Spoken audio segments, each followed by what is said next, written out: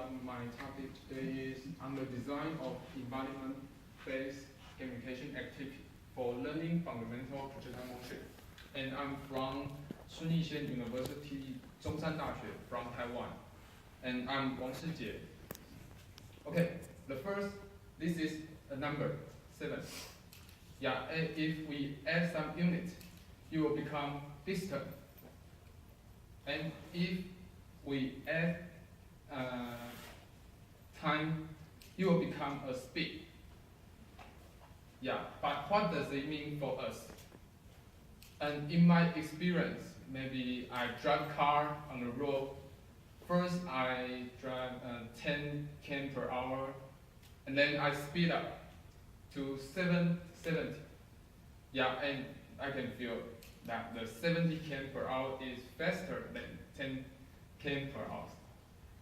But what does it mean for the young student? Yeah, and maybe we teach them that 70 km per hour is faster than 10 km per hour, but they don't really feel it, so they just remember it. Yeah, and maybe we can drive them on the road and they can feel it by themselves. Or if we just at a classroom, what can we tell them? And maybe we can let them to throw a ball to let them to feel the speed by themselves. Yeah, but it sounds great because they can see, they can know how the ball fly, and they can feel the speed by themselves. And it sounds great, but it seems like not a good idea to throw a ball in a classroom. Yeah, so we use the technology of natural user interface Connect to design a gamification activity. Allow students to catch the real sense of abstract elements by their body movement, and to learn the fundamental projectile motion, and to test if they can transfer what they learned into the real-world application. Yeah, so our research question is, what are the effects of gesture-based design gamification on learning performance? And let's look at the picture. We have fixed the distance, and here we have two situations. First, we fix the projectile initial speed, and we want to hit the target. So, how fast should I throw the ball? And the other, another situation is we fix the speed, and we want to hit the target. So, what angle should I adjust to hit the target? Yeah. And we use Angry Bird as our gamification activity for the student to learn the fundamental projectile motion. And here we have two groups. The first is experiment group by learning by body movement, and the other is control group learning with finger touch and play with the tablet PC.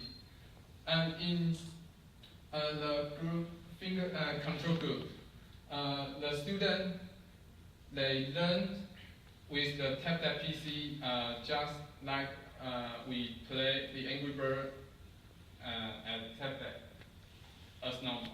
Yeah, and and in experiment group we have designed two gestures to let the student to feel the abstract element. And the gesture is like this. The first is to adjust the angle, and the other is to adjust the speed.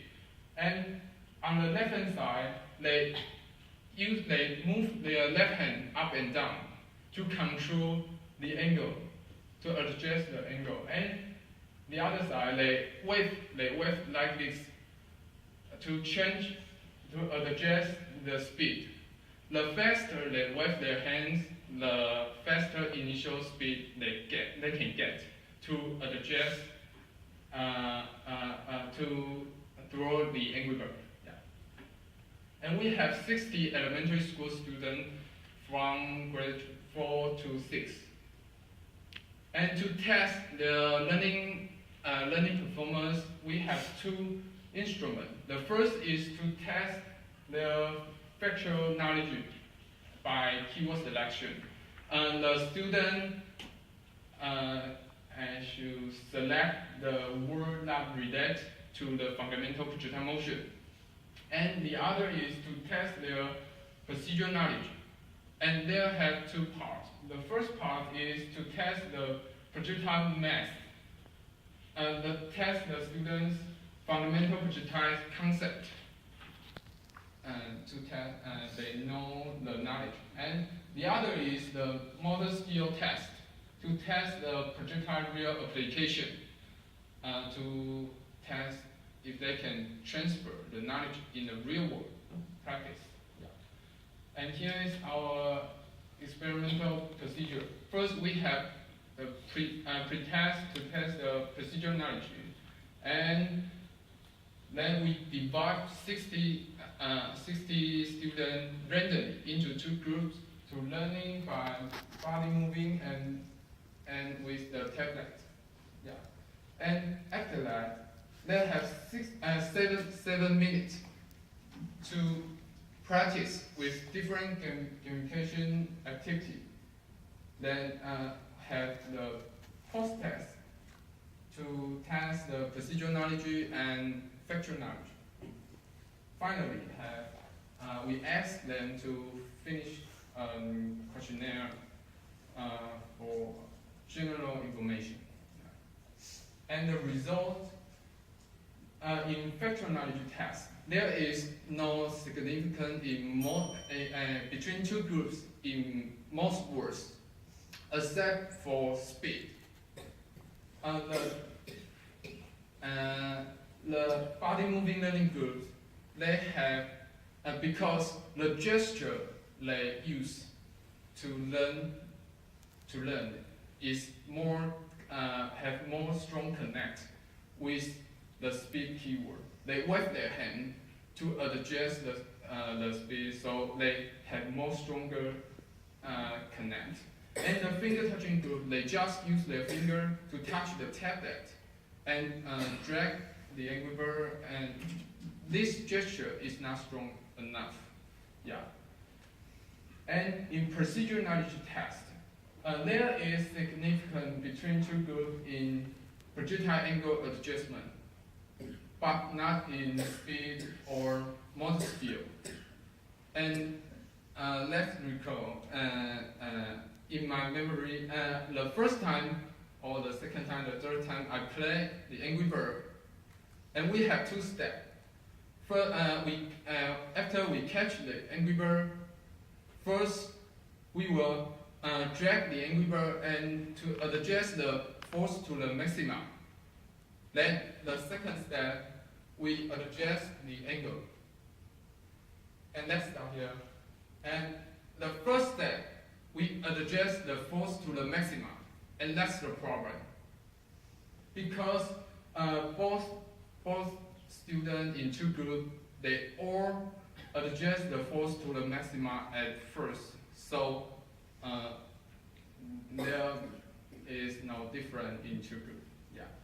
And in motor skill test, because the student, they learn the knowledge by the communication activity in third-person viewpoint, but they use it in real world by themselves and in first-person viewpoint. And because the difference of viewpoints might occur some difficult for the young student to deal with that, to transfer their knowledge to the real world application. Yeah. So, with our design enhance students in factual knowledge in speed, keyword selection, and procedure knowledge in projectile angle adjustment. And we design a gamification activity to enhance young student learning by doing with short-term practice. And our innovation is learning with body participation through natural user interface, connect, and we use connect to, although students connect with the abstract elements like speed and angle, and that's all. Thank you for listening. Any question? It's just a clarificatory question. Can you show one of the examples of how did you actually test for the projectile angle adjustment? So you observed them through the 7 minutes and then looked at how good they are in optimizing the angle?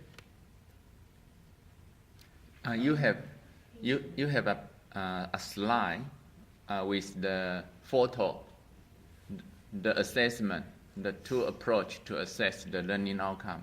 Do you have the slide? 你不是有一张图有那个我们衡量那个绩效的那一张图你拿掉了吗？ No, the next one. So here, how did you test those 3 things? Meaning how did you? This test, Yeah. the test is yeah. here. Mm. They throw the ball in a real world.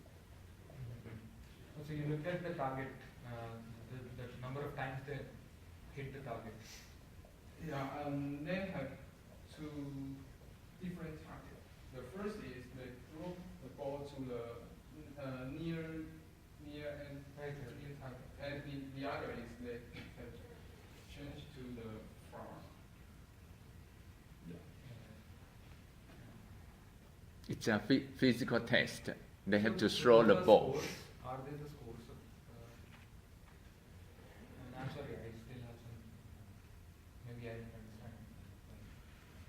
How can you score them? How can you score them? Even they do the performance, right? Performance test. And how do you score them? By yourself or by Are they the scores in fact? 1, 5, 10? Yeah. Yeah, exactly. Thank you. Yeah, please. Excuse me. I have one question about your grouping, your experimental and control groups. Since your participants range from 4 to 6 graders, Yeah. So how did you divided them into experimental and control groups? And by the way, since you use physical tests to evaluate the procedural knowledge, I think the construction of the member features of both groups can have highly affect the results. For example, the genders. Maybe one group has more boys. Boys usually can have father.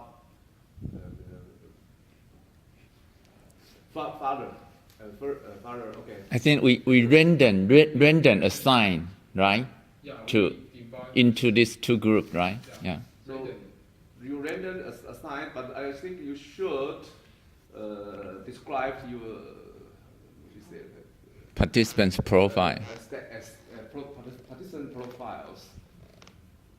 Yeah.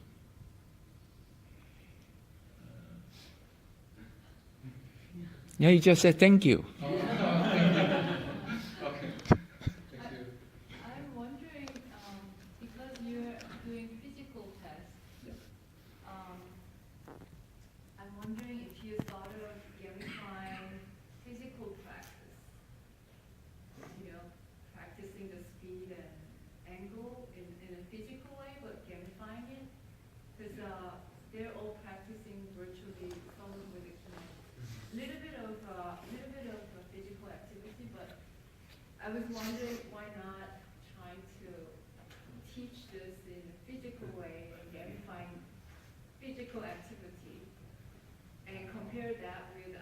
too, and how that works. I was just wondering, because it's very physical activity and the test itself is physical.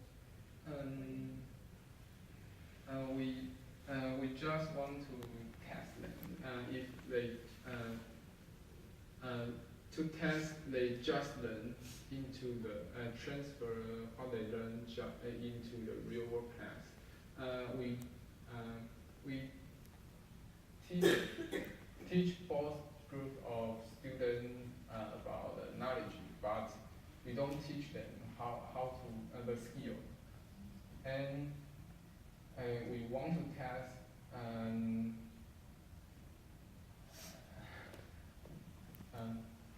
because learning with our body movements that we can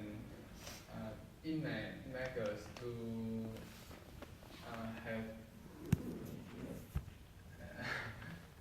have great sense to transfer the knowledge into real world practice. I think we just want to control the study, to use the same program, but just want to manipulate with body or without body. But what you have suggested, I think is very good for the next study. Yeah, because I think physical capabilities, those can be transferred among different types of physical activities. Like if you're good at running, if you're good at throwing, Yeah. you may be good at other activities in physical ways, but this types of transfer, it's known to be a lot harder than physical activities. True. Yeah. Okay. Time's up. So we have to close the presentation section. Maybe you can discuss after the section. Yeah. Let's just give Mr. Wang a big hand.